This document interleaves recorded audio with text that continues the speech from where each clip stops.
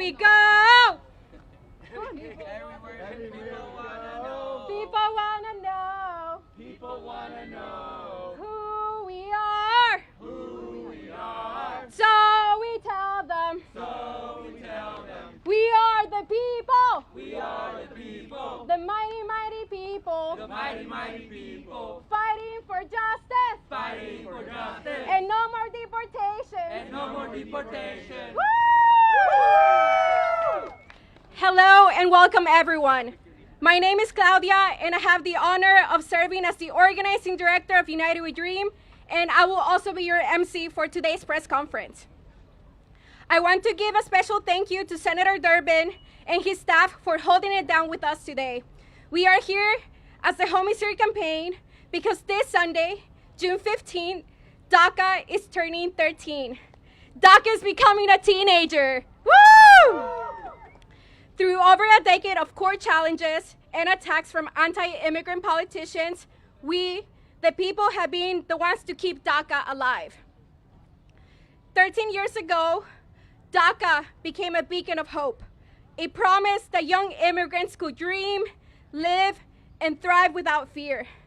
But today, as we witness with outrage and heartbreak the rising wave of cruelty, ICE arrests without warrants, mass deportations without due process, and terrifying raids from Los Angeles to Boston, we are reminded that this fight is about all of us. It's about the kind of country and the kind of world we are willing to stand up and build. A world where no one fears being turned from their home, their job, or their loved ones. A world where dignity, justice, and humanity prevail. Now, more than ever, we must rise together to defend immigrant youth, to protect our families, and to demand a future where everyone belongs. The vast majority of undocumented students today do not have DACA and are vulnerable to immigration enforcement. In recent weeks, this vulnerability was made painfully clear with the detention of Jimena Arias Cristobal, a 19-year-old Georgia college student, and Marcelo Gomez da Silva, an 18-year-old Massachusetts high school student, both of whom are young immigrants but not protected by DACA. These cases underscore the program's limitation and the urgent need for congressional action, especially in the midst of escalating threats against our lives.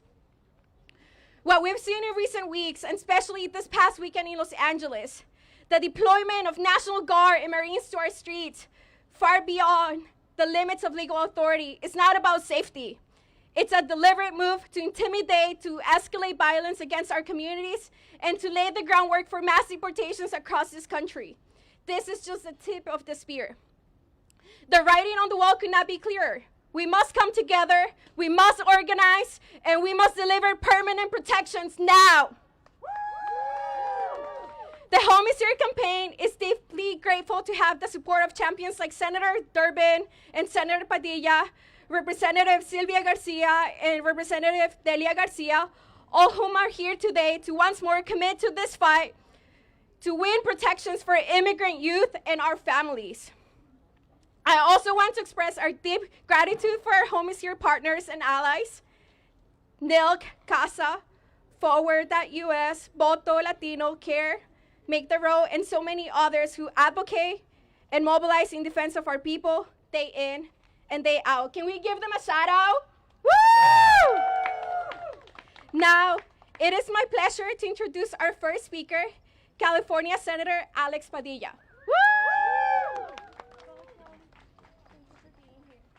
Well, thank you so much. Thank you all for being here, especially all the youth leaders, all the advocates, all the activists who have kept this movement going. I want to thank my colleague, Senator Durbin, and of course, Representatives Garcia and Ramirez, and everyone here at the Home is Here Coalition, and of course, all the dreamers who are sharing their stories. It's always been so moving and inspirational to hear their stories. It's always taken courage for them to share their stories, but especially in the times that we are living in right now, it is both more courageous and more important. You know, time and again, when things go bad for Donald Trump, And they're going bad between the failed tariff wars and this horrible budget reconciliation bill coming through Congress. Whenever things are going bad and he needs to distract, whenever he needs to change the subject, his classic playbook is to demonize immigrants and blame immigrants, scapegoat immigrants for all his problems. Even when he's embarrassed about his breakup with his BFF Elon Musk, he turns to attacking immigrants. We know that throughout the country, from the beginning of his term, we've seen illegal deportations. We've seen his administration ignoring due process.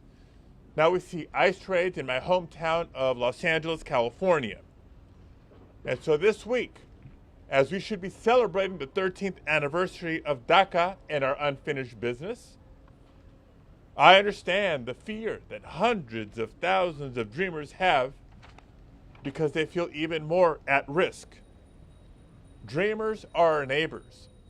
Dreamers are our loved ones. Come on in, Dick. We've been singing your praises, and we look forward to hearing from you. Dreamers are Americans in every single way, except one piece of important paperwork, and that includes over 160,000 DACA recipients in the state of California. But it's the case now because of Republicans in Congress's not just failure to act, but refusal to act. Dreamers deserve to not live in a state of fear. They deserve to be protected. We've made the case for years. We know it's not just a moral issue. We're making the point that this is an economic issue too. Because if you were to take away the work authorization for hundreds of thousands of DACA recipients, Republicans would be shrinking our workforce as we're trying to grow our workforce and grow our economy. They need to understand that dreamers, in addition to being our neighbors and our loved ones, are also teachers and caregivers, nurses and doctors, small business owners. Dreamers are hardworking members of the community, and they pay taxes just like the rest of us. For our nation and for our economy, they deserve peace of mind. And that's why we need to pass the DREAM Act, championed by Senator Durbin for so many years. Because it's not just temporary protections that dreamers deserve. They need permanent protections and a pathway to citizenship. It's the least that we can do for all their contributions to our country. Quisiera entregar unas palabras en español también para las cadenas bilingües. Quiero darle las gracias al liderazgo, a nuestro campeón, el senador Durbin, del estado de Illinois, y los congresistas García y Ramírez, todos los organizadores de Home is Here Coalition y todos los Dreamers que están aquí, compartiendo sus historias, sus experiencias. Porque en este tiempo, este ambiente político es hasta más importante y hasta más difícil, viviendo las amenazas de la administración Trump. Desde el principio de su término, desde el 20 de enero hemos visto tantas detenciones, deportaciones, una administración ignorando el proceso debido de tantos inmigrantes, nuestros derechos fundamentales. Y lo triste, lo trágico es que cada día que le va mal al presidente, hay mucho que le va mal en este momento, él se descarga en atacando a la comunidad inmigrante, tratando de culpar a los inmigrantes por todos sus problemas. Y no lo vamos a dejar. Nos vamos a defender, porque sabemos el valor de la comunidad inmigrante. Esta semana deberíamos estar celebrando el aniversario de DACA y tomando pasos para adelante, no solo para mantener el programa de DACA, sino acciones legislativas para entregar protecciones permanentes para inmigrantes, un camino a la ciudadanía para los inmigrantes que lo merecen y contribuyen tanto a la economía de nuestro país, como trabajadores, como consumidores, como empresarios. Pero vamos a seguir en esta lucha, no solo por los esfuerzos legislativos del miembro del Senado y del Congreso, pero por las voces, el ánimo y la fuerza del pueblo, el movimiento de Dreamers, el movimiento de tantos inmigrantes.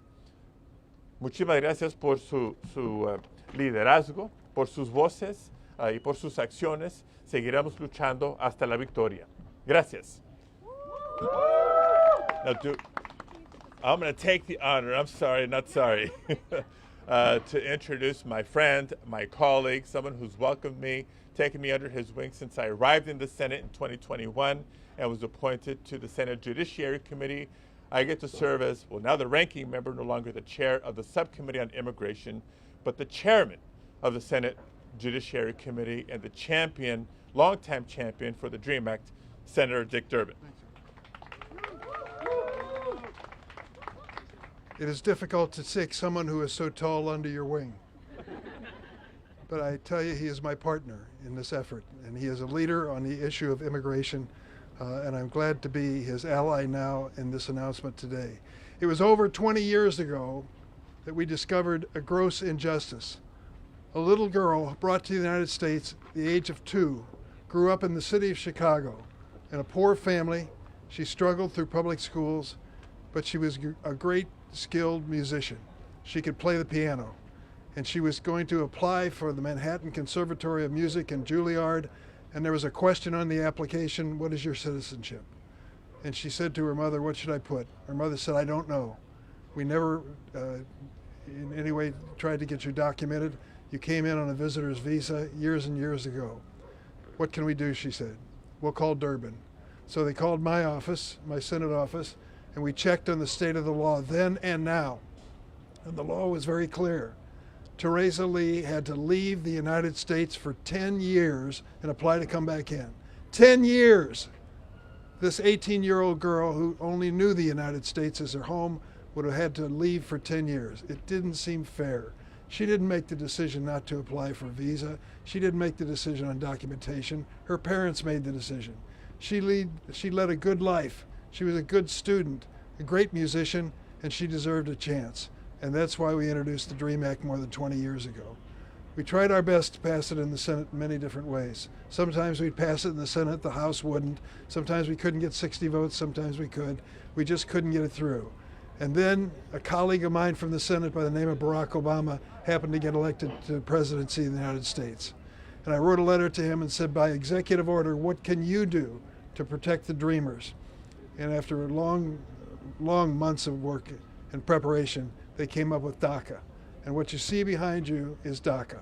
Young people who are in the same situation, who want a chance to be part of America's future. They've gone to our schools. They stood up every morning in the classroom and pledged allegiance to the same flag we pledge allegiance. And they aspired to be great and make America a greater country. That's what DACA is all about. Over 800,000 of them have qualified for protection under DACA. They've gone through background checks. They pay fees to get these clearance every 2 years, but they do what the law says and requires. Now, if you listen to some politicians, and I'm not going to name names, you would think that immigrants are rapists, terrorists, murderers, and mentally ill, sneaking into the United States to make it unsafe. Look behind me. These young people don't fit that category at all and never will.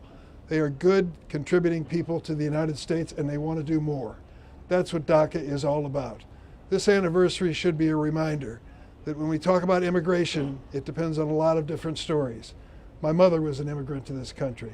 Alex, your parents are immigrants to this country as well. And here we sit in the United States Senate representing greater states like Illinois and California. And it's an indication to me that given an opportunity, many Democrats are going to prove they can make this a better nation all around. That's why we're here today, to remind our friends, Democrats and Republicans, that immigration has many faces. And the immigration we're talking about through DACA is a face that means a better and stronger America. I am still committed to the DREAM Act. I am still committed to DACA. I have said to them and will continue that until my last minute in the Senate, I will do everything in my power to pass DACA. It is time for us to do this to prove once and for all that we have no animus or opposition to immigrants. Those who do wrong by the United States should pay a price, but others deserve a chance. So it's been my honor to be part of this effort, and I will continue in that. Thank you very much.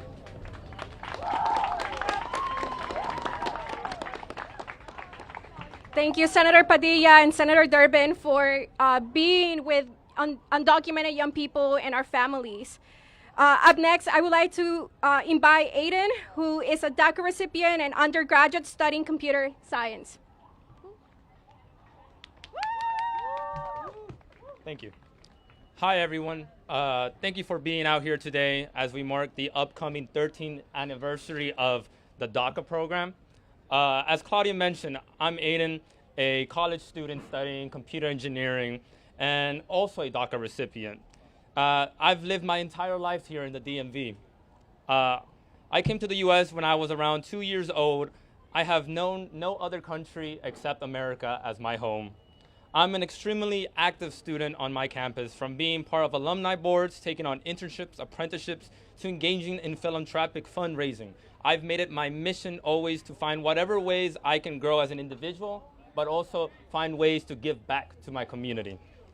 My goal is to use my degree to one day create a tech startup that is in the service of a community. Whether it's by creating jobs for people, allocating the financial resources of a startup to fuel foundations that support everyday working people and families, much like the one like me, or the one that I grew up in. My parents raised me to give back. They raised me as a Christian with strong morals and ethics and to do good for others. I want to do as much good as I can with the life I have, but I know that it's because of DACA that I have been able to show up for my community in the ways I've shared. DACA has allowed me to live a life without as many limitations than a non-DACA recipient would face. One of those things is the access to work here in the US. Without DACA, I could never have done internships and met the people I have met now.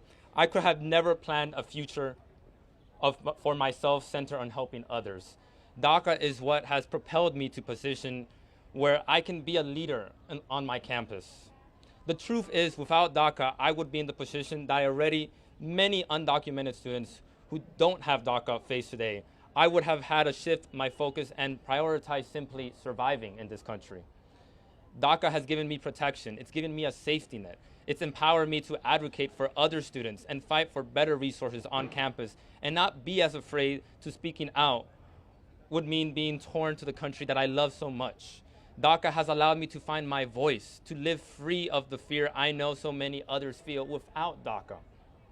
I have always felt an American in every way but on paper. The US has quite literally all I know.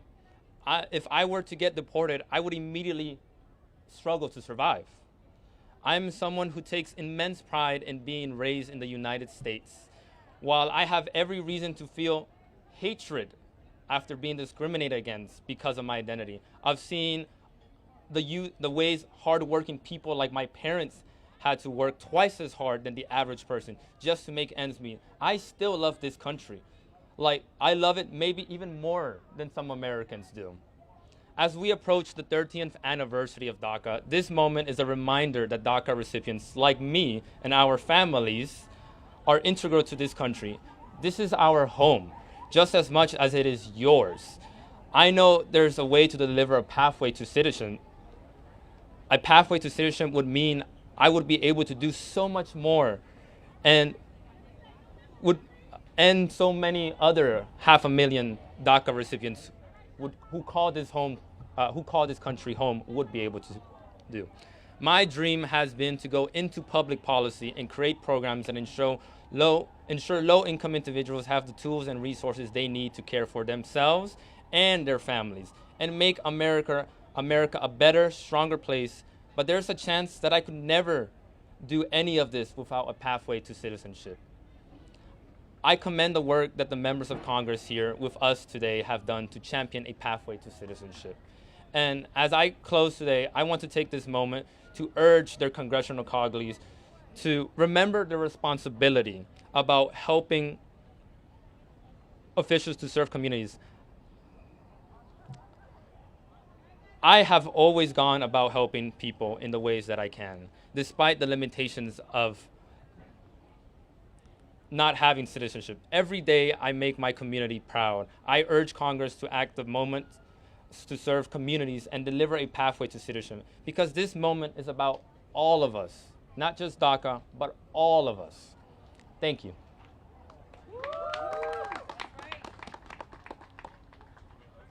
Thank you so much for sharing your story, Aiden. We see you, we hear you, we love you.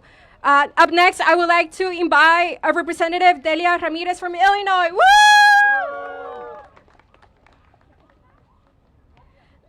Let me be clear. Home is? Here. Home is? Here. Home is? Here. That's right. That's right. Home is here. And when I say home is here, it also includes you here in the United States Capitol. I want to make sure people understand that dreamers are welcome here. Dreamers contribute to the entire nation, and I'm so grateful to be standing with you this afternoon. I'm Delia Catalina Ramirez.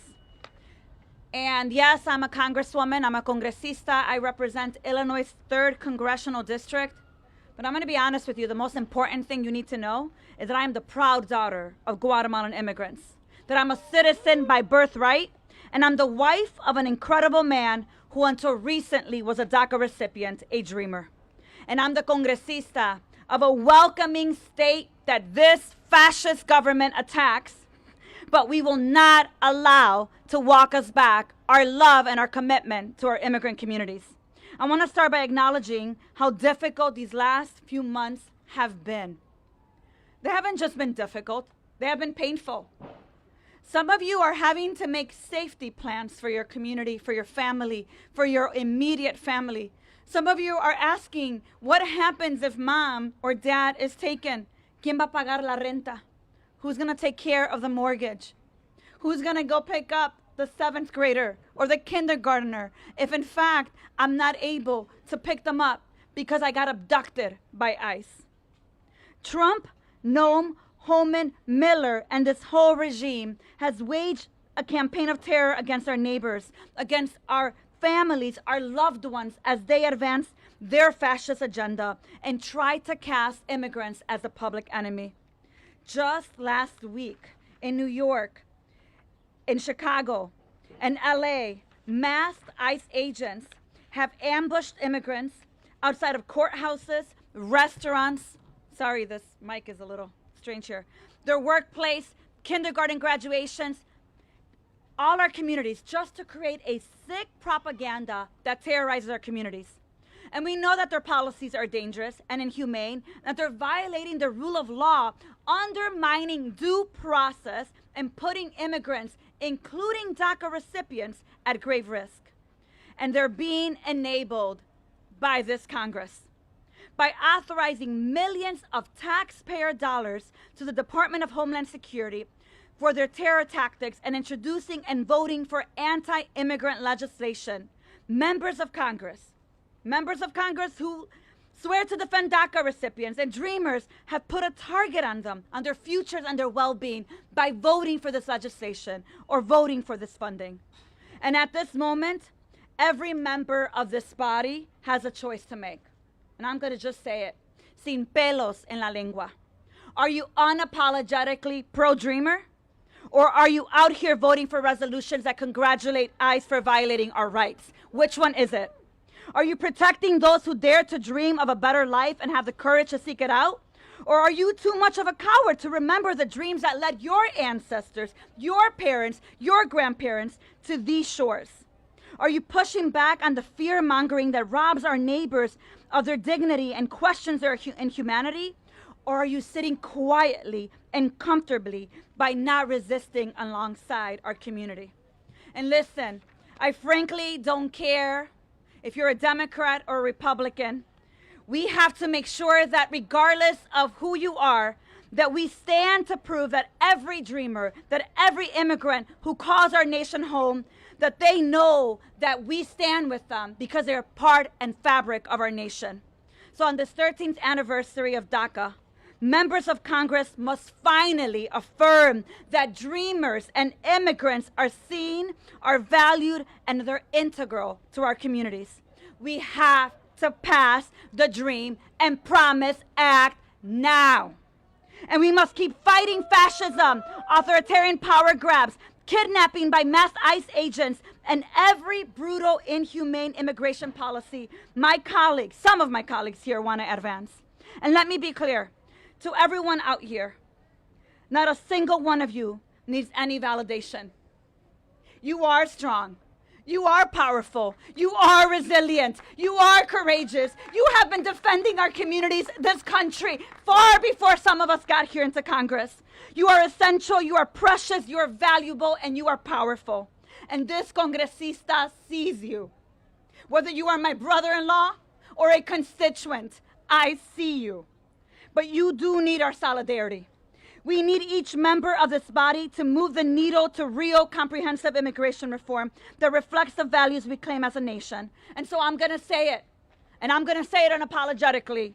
We don't need bans, we don't need walls, we don't need raids, we don't need kidnappings, we don't need mass agents terrorizing our communities, we don't need military attacking our neighbors. We have to demand an end to the terror tactics, punto, period. I'll close by saying this. The unlawful actions used against immigrants today, let me say this again. The unlawful actions used against immigrants today will be used tomorrow on anyone who this regime deems undesirable. Because fascism always demands a public enemy. And it is why we must stand with DACA recipients. We must also stand with their parents. We must also stand with their uncles and their sisters and their tias and our small businesses and our teachers and our LGBTQ community and every single person this regime is attacking. Because that is how we build the collective solidarity and makes us strong. And I want to end in saying to you that I am grateful for the leadership of the badass, unapologetic Congresswoman from Texas, Sylvia Garcia, who will continue to fight to make sure that we finally make this bill a reality. I'm committed to doing everything I can, and I can tell you, watching her on that House floor, so is she. So Sylvia, thank you for the ways that you continue to show up. Y a seguir trabajando until we finally get this bill across the finish line, and until we finally recognize that we can't be responding to a narrative of immigrants. We need to reshape it by affirming our commitment 100% with them. Gracias. Home is here. Home is here. Home is here. Home is here. Home is here. Home is here. Home is here. Home is here. Home is here. Thank you, Representative Ramirez. Up next, I would like to invite U.S. Congresswoman Sylvia Garcia from Texas. Woo! Well, as stated, I'm Sylvia Garcia from Texas, the Houston area, but more importantly, I am the sponsor of the Dream and Promise Act. First, I do want to thank Congressman Durbin for being here. You know, he has been steadfast in his support of Dreamers and filing the DREAM Act here in the Senate. He is retiring, but I know that he lives a great legacy, and that will include being the grandfather, if you will, el compadre of Dreamers, because he's always been there with us. Of course, my friend Senator Padilla and I go back to our Naleo days. I always remember that when I left as president of Naleo, my successor was Senator Padilla.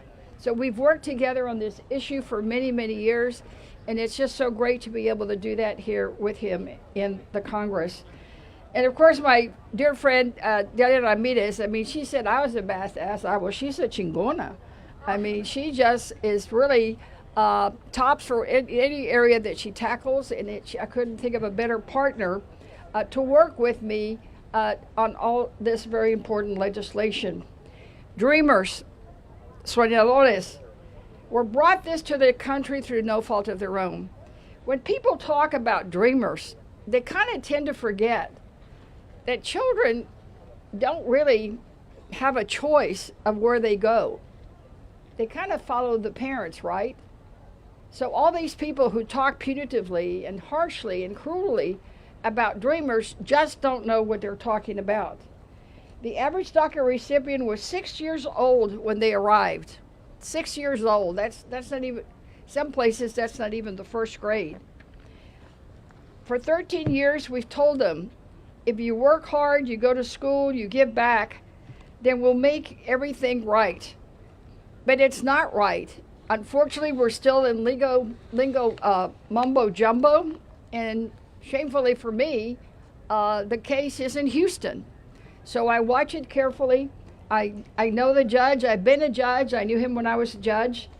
And we all just wait now to see what the final ruling will be from that court. But when kids grow up in neighborhoods, they don't think about status. They don't think about barriers. They don't think about color.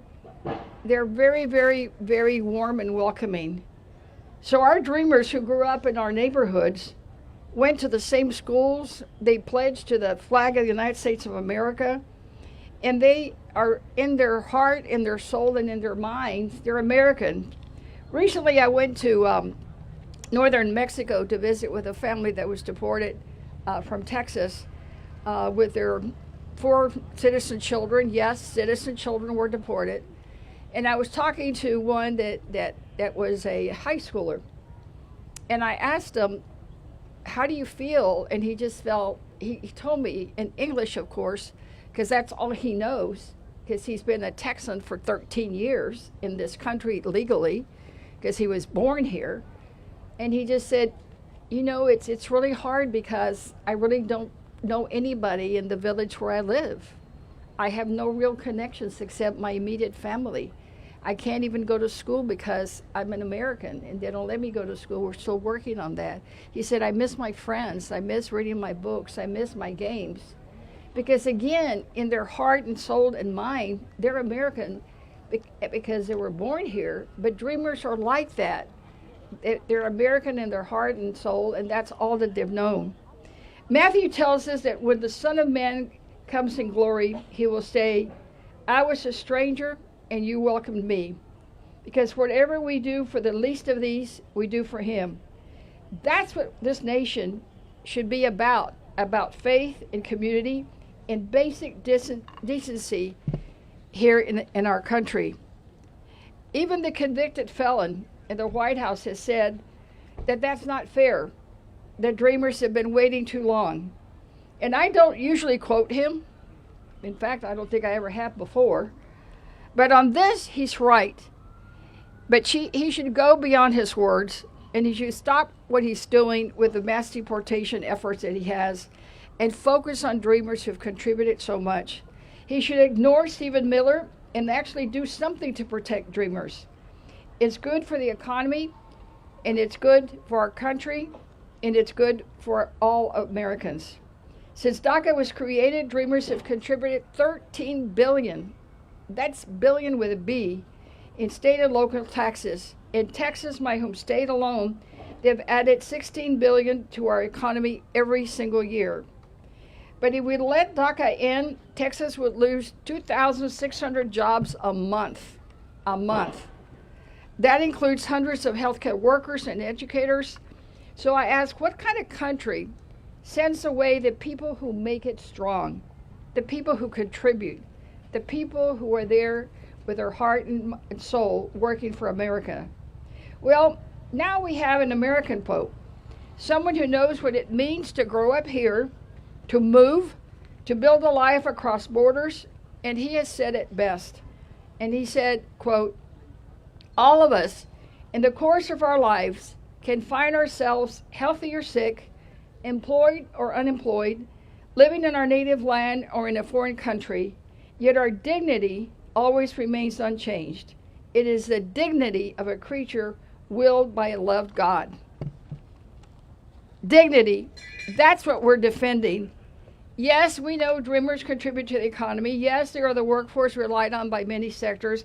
But the bottom line is, as the Pope has said, they are children of God. They deserve respect. They deserve more than uncertainty. They deserve stability. They deserve a pathway to citizenship. And now their story rests with us here in Congress.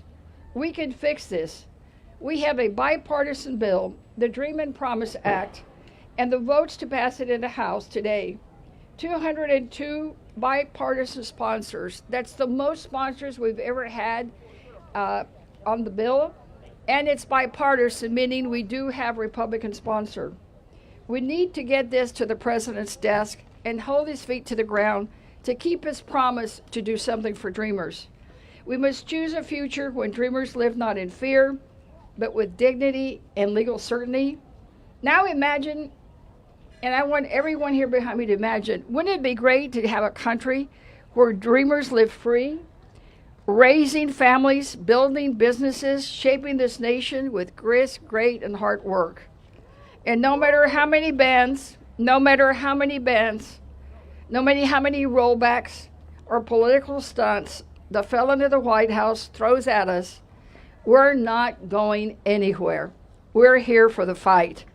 We're going to keep fighting today and every day till we get this bill done. I have told my staff, even if they have to cart me off in a wheelchair, I'm going to keep working for you. Because this country was built by immigrants. Their home is here, and we're not done until this promise of the American dream is real for them and everyone after them. Thank you, and I yield back to the host. God bless. Everywhere we go, people wanna know who we are. So we tell them, we are the people, the mighty, mighty people, fighting for justice, and no more deportations, and no more deportations. Woo! Thank you, Congresswoman. Up next, I would like to invite our next speaker, Mariana, a DACA recipient with Forward.us. Woo!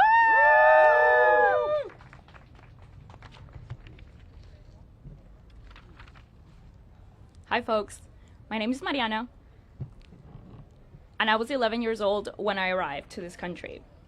For many years, the only thing I wished was to be normal. I knew that I wasn't, and like many movies, all I wanted to do was drive, go to school, and not hide my status from my peers.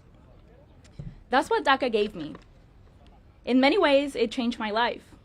Since receiving DACA, I have graduated from one of the top universities in the country, passed state and national legislation, serving the state of Florida as a legislative aide, and citizens of Miami.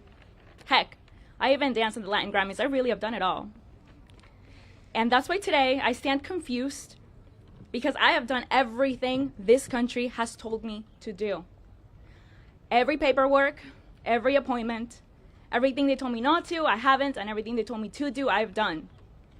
For 13 years, I have held my end of the bargain to go to work, go to school, pay my taxes, and stay out of trouble. And for those same 13 years, politicians have dangled my future for political gains, all while failing to pass a pathway to citizenship for people like me. Because of this inaction, dreamers across the country have been attacked by presidents, the courts, and states like Texas, who are aiming to take away our work permits, in-state tuition, and more. Everything that we fought for, everything that even members of this body have fought for. At this very moment, we are waiting for a judge to modify a decision that could even impact dreamers like me. That is how we live right now in limbo. One decision after the other. And that's just not a moral failure, that's an economic disaster waiting to happen. If DACA ends, the United States could lose over $400 billion in the next 10 years. That's hundreds of thousands of jobs, tax dollars, and gain powers gone. 500,000 dreamers will have their status ripped away, forced out of the workforce, and subjected to the threat of deportation, separating more than 1 million U.S. citizen family members. Like Senator Padilla said, those are nurses, our teachers, our doctors, our students, moms and dads. Americans understand that. They're on our side. Every time I speak with somebody, they're like, no, we don't want you to go. Over 70% of Americans support the pathway to citizenship for people like me. They want us to stay. They see us as part of this country because that's what we are. It's Congress that's behind. In many ways, I really got lucky. I came to the US at the right time, at the right age, and at the right year. But many others didn't. Some never qualified for DACA because they were too young when Trump froze the applications in 2017. They were ready to apply, they were eager to apply, just like I was when I was young, and I wanted to just be normal. And they're still waiting because that door got slammed and hasn't reopened since. That was not only cruel, it was reckless. We are running on borrowed time. I am more scared today at the age of 31 with a degree in biology from the University of Florida, speaking 3 languages, than when I first came to this country and barely spoke English. The courts can't decide our futures forever. Congress must deliver what we've been promised for years, a pathway to citizenship, stability, and dignity. Thank you.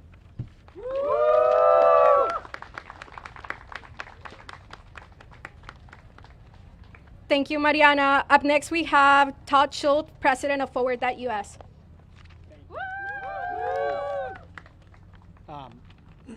It's a little hot, so I'm going to be brief.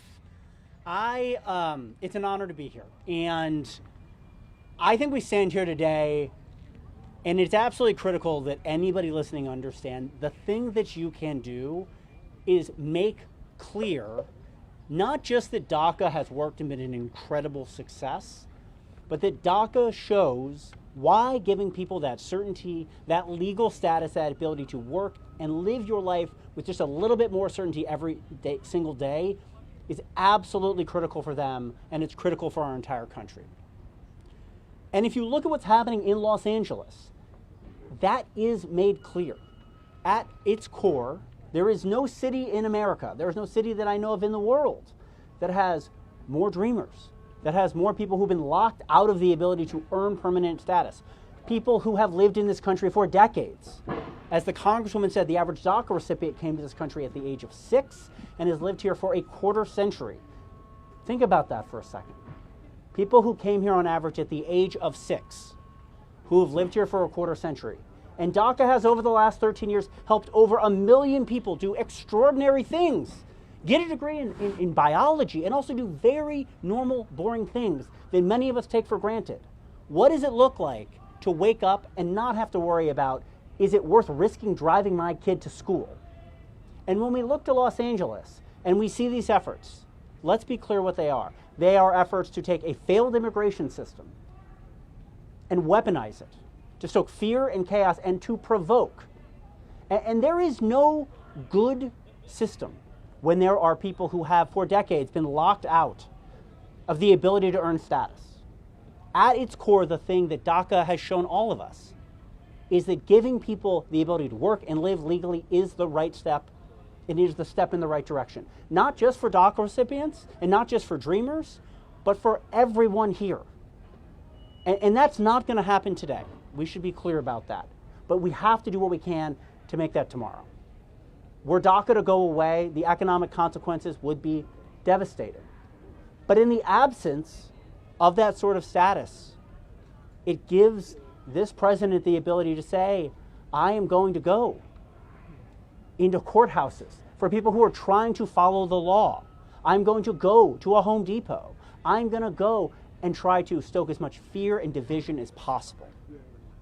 And we should push back against that. There is no excuse for weaponizing a failed immigration system. But DACA shows, the unbelievable, tremendous success of DACA shows that taking people out of that, giving people permanent status, which DACA is not, but is a step in that direction. Giving people that permanent status is not just good for them, but it reduces the ability to demagogue. That it creates economic opportunity for everyone. And so as we sit here today and we see so much of what's going on, these efforts to stoke division and fear, yes, DACA has been an unbelievable success for DACA recipients. And yes, we need a DREAM Act, and we need a DREAM Act now. But this is also the thing that should show us all that the path forward ultimately needs to be not just a question of what we're seeing in Los Angeles, and not just a question of fear and division, but why a pathway to citizenship and permanent legal status for all immigrants who are building their lives here is the right way to go. So it's an honor to be here. It is an honor to get to work alongside DACA recipients. Our organization would not be what it was today. And I just want to say, I hope we can look and in this moment of pain and darkness, understand this has been a shining light that we should aspire to. So it's awesome to be here today. I hope we can hold on to this, and home is here. So thank you. Bravo!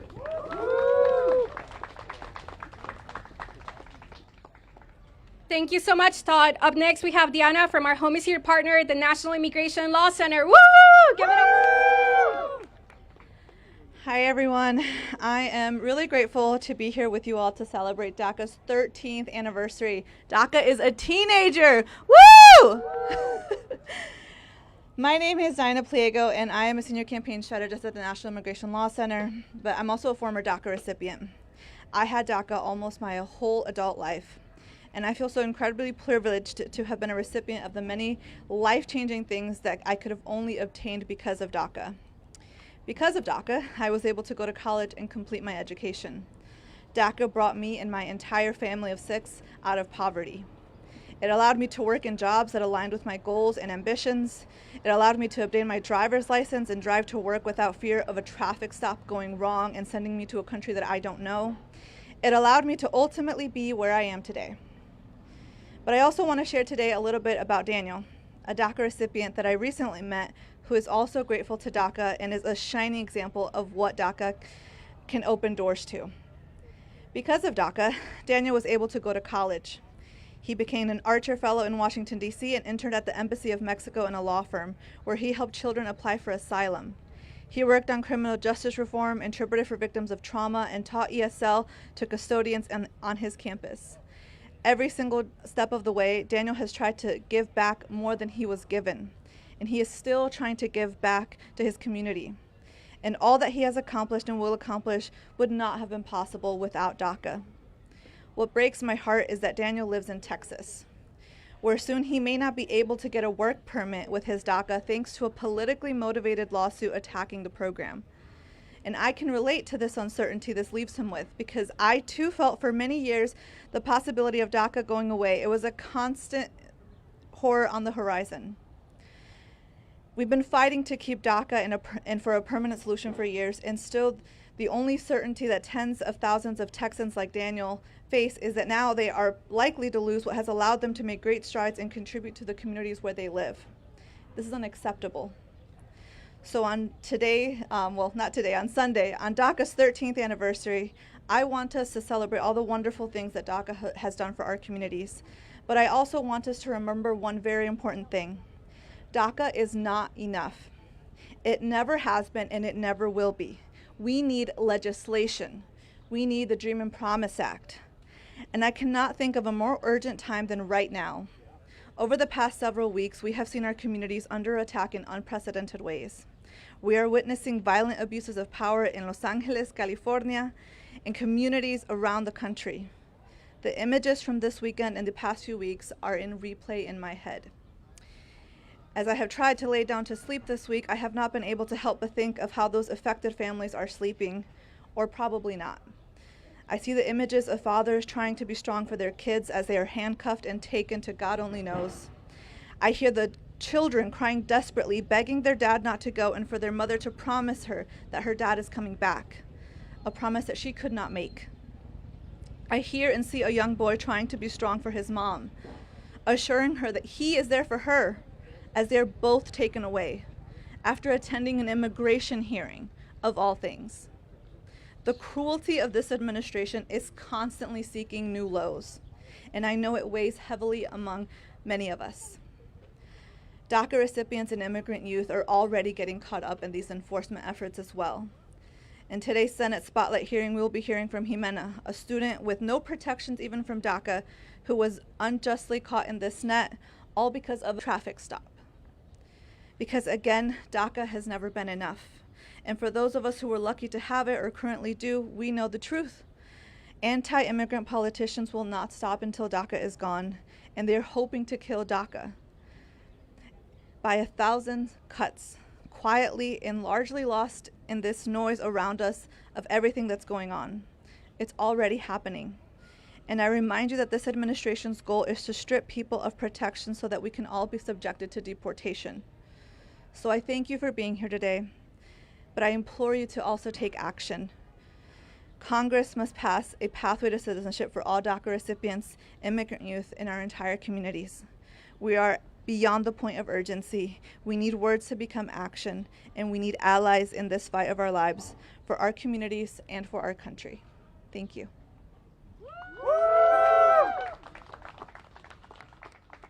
Thank you, Diana. Up next, I want to welcome the president of Voto Latino, Maria Teresa Kumar. Good afternoon, everyone. I recognize it's a little warm. Being warm means that it's a little generous. Thank you so much for spending the time with us. I want to begin by, whoops, what do we do with that? See, there's a pro. Just put your cell phone on it. I want to express my gratitude to the Home is Here Coalition. I can share with you that 13 years ago, Voto Latino stood side by side with Dreamers, and we worked very closely with folks in the White House with Obama, but also with a nonpartisan group of individuals. We worked with Senator Flake, with Rubio. We also met with Grassley. And I think it's important for us to remind, Lindsey Graham, excuse me, and I think it's important for us to remember that the very essence of DACA was to depoliticize humans and their contributions. Oftentimes when I go on the road, people say, well, we want people here the right way. Well, look here. They have done it the right way. Hundreds of thousands of DACA recipients have done it the right way. They have passed background checks. They contribute to their communities, and they continue paying it forward in some of the hardest jobs that I would say many Americans would look away from even trying. I have to share with you sometimes when you hear the stories, you often hear the stories of young people who have received DACA. But when I was on the campaign trail last year, I was stunned to meet someone who had been one of the very first DACA recipients in Arizona, and she was a grandmother. She was a grandmother, 44 years old, and a grandmother because she had believed that she could actually work as hard as she could, and eventually she too would have a pathway for herself and her families. And I want to take this moment to thank our allies who come out for us, because 70% of Americans, regardless of party, recognize that a pathway to citizenship for DACA recipients is not just, but fair. What we see right now in Los Angeles, people marching in the streets, it's a multicultural America saying that they do not want their neighbors, their loved ones, their parishioners disappeared. That's not asking for very much. That's the bare minimum. On the anniversary of DACA, I want to remind the American people that elections have consequences. 25% of you decided to sit it out, decided not to vote. Your absence is daunting. We need you. Voto Latino has very proudly registered nearly 2 million voters, but we're not stopping because we need every single person present to talk about the values of America. The values of America are just, work with dignity, and asking every single person to self-realize regardless of documentation. And for those folks sitting at home, when you see the raids or when you see a neighbor, you know that's wrong. You know that's wrong. So the only way that we can stand up together in this moment is to call your member of Congress. Make sure they pass the current version of the DACA Act. Make sure that they know that you're being held to account. Make sure that they also know that you're going to vote in November. Y para las familias latinas, ahorita que tienen tanto temor, les agradezco el sacrificio y su visión. Pero también les digo un mensaje. Casi el 38% de nosotros que somos elegibles a votar, no votamos el año pasado. Estas son las consecuencias. Necesito que nosotros nos registremos, participemos, llamemos a nuestros congresistas, tengamos conversaciones francas con nuestras familias. Porque al fin y al cabo, esta gente joven, ellos representan los sacrificios que han hecho nuestros padres. A very clear message to the Latino community. 38% of us last year decided to sit it out because we thought our vote did not matter. These are the consequences.